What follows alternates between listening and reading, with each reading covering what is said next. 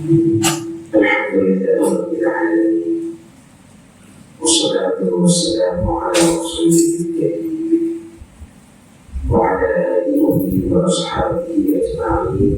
أما بعد، فعن أم عطية رضي الله تعالى عنها قالت: أمرنا رسول الله صلى الله عليه وسلم أن نخرج أهلنا لصلاة العيد الفطر والأضحى العواتق والحجة وذوات الخدور. رواه البخاري ومسلم.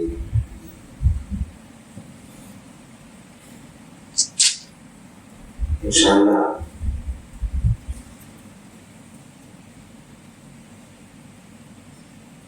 دو روزہ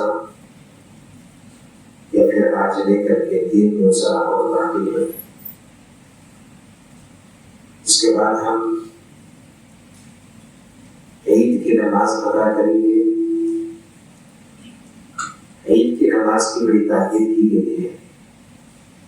جو حدیث میں نے پڑھی ہے، اس حدیث کے اندر ام عطیہ رضی اللہ تعالیٰ عنہ کہتی ہے کہ اللہ کے رسول صلی اللہ علیہ وسلم ہمیں حکم دیا کرتے تھے کہ ہم عورتوں کو عید کی نماز کے لیے اٹھانے، ان کو نکلنے کا حکم دے.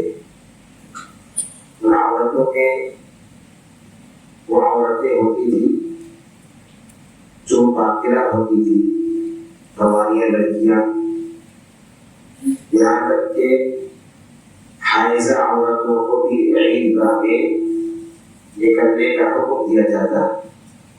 آپ صلی اللہ علیہ وسلم فرماتے کہ وہ عید گاہ میں شامل ہو اور مصلی سے دور رہ کر کے مسلمانوں کے ساتھ ذکر میں اور دعا میں شامل رہے.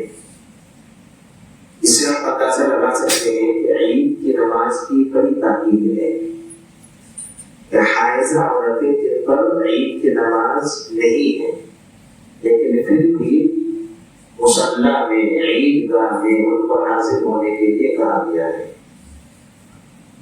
اس طرح سے ہر عبادت کے اندر نبی صلی اللہ علیہ وسلم کا طریقہ ہے، آداب ہے، سنن ہے.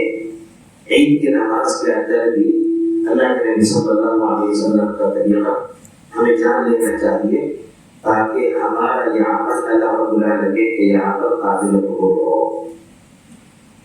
شوال کا چاند نظر آئے تو چاند کے بعد سے لے کر کے عید گاہ میں امام کے آنے تک ہمیں تکبیرات پڑھنی چاہیے، جیسا کہ احادیث کے اندر یہ بات آئی ہوئی ہے. اور تکبیرات کیا ہے؟ اللہ اکبر، اللہ اکبر، لا الہ الا اللہ، اللہ اکبر، اللہ اکبر وللہ الحمد. شروع میں اللہ اکبر 2 بار بھی کہہ سکتے ہیں اور 3 بار بھی کہہ سکتے ہیں، تو روایتیں ملتی ہیں. یہ تکبیرات کب سے کہنا ہے؟ یعنی جب شوال کا چاند نظر آ جائے اس وقت سے لے کر کے عید گاہ میں امام کے آنے تک. امام جیسے ہی آ جائے آپ کو تکبیر مت کر دینا چاہیے. بعض لوگ مغرب تک تکبیر پڑھتے ہیں، یعنی ظہر بعد سلام پھیرنے کے بعد تکبیر پڑھنے لگتے ہیں، یا پھر عصر بعد تکبیر پڑھنے لگتے ہیں. تو تکبیر پڑھنے کا وقت عید الفطر میں یہ جو وقت میں نے بتایا وہی ہے. تو ہمیں اسی کے مطابق تکبیر پڑھنا چاہیے، سنت کی خلاف ورزی نہیں کرنی چاہیے. جب عید کا دن آئے تو مستحب یہ ہے کہ ہم غسل کر لیں، اور اس کے بعد جو سب سے بہترین کپڑا ہو سکتا ہے وہ کپڑا ہم پہنے. جب ہم عید گاہ کے لیے نکلے تو اللہ کے نبی صلی اللہ علیہ وسلم کی سنت یہ ہوتی تھی کہ آپ صلی اللہ علیہ وسلم کا عادت کھجور کھاتے تھے، 1، 3 یا 5. اس کو پاک عادت کہا جاتا ہے. تو پاک عادت میں کھجور کھانا یہ نبی صلی اللہ علیہ وسلم کی سنت ہے. تو آپ جب عید الفطر کے لیے جائیں، عید الاضحیٰ کا مسئلہ الگ ہے، یہ عید الفطر کا مسئلہ بیان کیا جاتا ہے کہ عید الفطر کے لیے جائیں تو پاک عادت کی کھجور آپ کھائیں.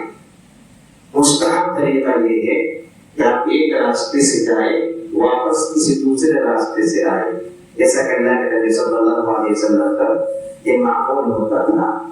آپ جب عید گاہ میں پہنچ جائیں تو عید گاہ میں نماز عید سے پہلے کوئی نماز نہیں اور نماز عید کے بعد بھی کوئی نماز نہیں۔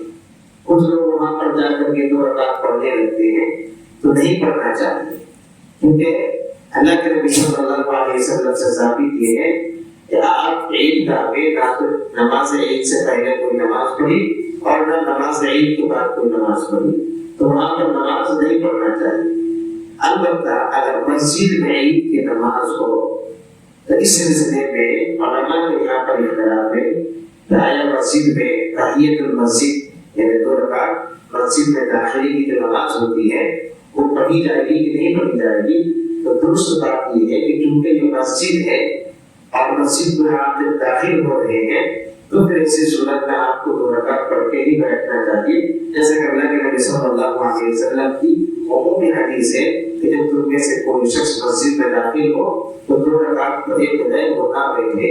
اس حدیث پر عمل کرتے ہیں آپ اگر عید کی نماز کے لیے مسجد میں آ رہے ہیں تو 2 رکعت آپ عید کی نماز سے پہلے تحیۃ المسجد پڑھیں گے اللہ کے نبی صلی اللہ علیہ وسلم کے حکم کے مطابق۔ تو عید گاہ میں آپ جائیں تو پھر ایسی صورت میں آپ وہاں پر کوئی نماز نہ پڑھیں۔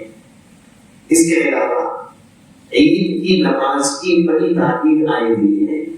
عید کی نماز کا اہتمام کرنا ہر مسلمان مردوں کے لیے واجب اور ضروری ہے، یہاں تک کہ عورتوں کو بھی اس کے اندر شامل ہونے کے لیے کہا گیا ہے۔ اس لیے عید کی نماز ترک نہیں کرنا چاہیے کسی بھی صورت میں۔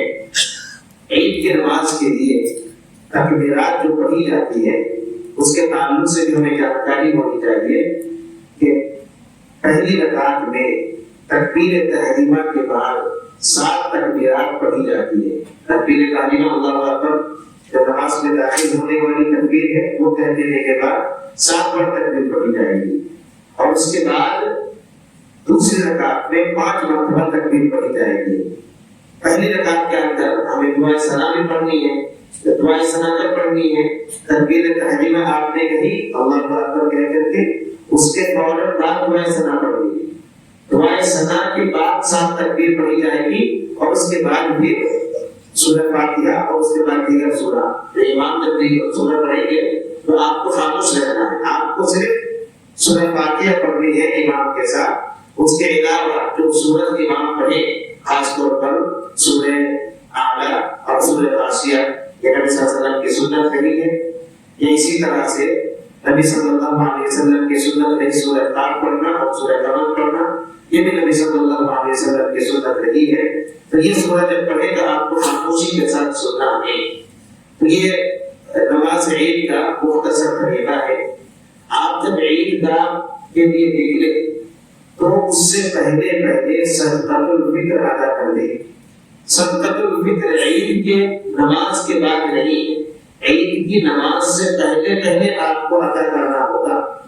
تو یہ چند احکام عید کے مسائل سے متعلق آپ کے سامنے بیان کیے گئے ہیں۔ امید کہ آپ کی سنت کا اہتمام کرتے ہوئے عید کی نماز کی پابندی کریں گے۔ اللہ رب العالمین سے دعا کی جاتی ہے کہ اللہ رب العالمین کہ جو رمضان کے ایام بچے ہوئے ہیں اللہ تعالیٰ ان ایام کے اندر ہمیں اللہ کو راضی کر لینے کی توفیق عطا فرمائے۔ اللہ تعالیٰ ہمیں مزید عبادت کی توفیق عطا فرمائے، ہر عمل سنت کے مطابق ہم کر سکیں اس بات کی توفیق عطا فرمائے۔ آمین۔